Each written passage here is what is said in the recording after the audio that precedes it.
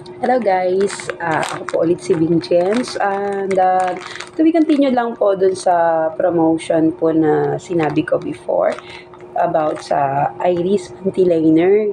So ito po ay resealable din at okay, yan po.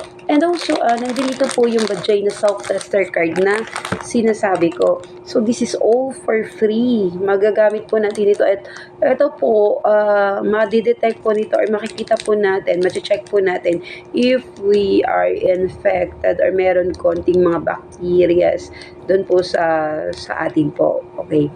And ang kagandahan po, by everyday use ng panty liner,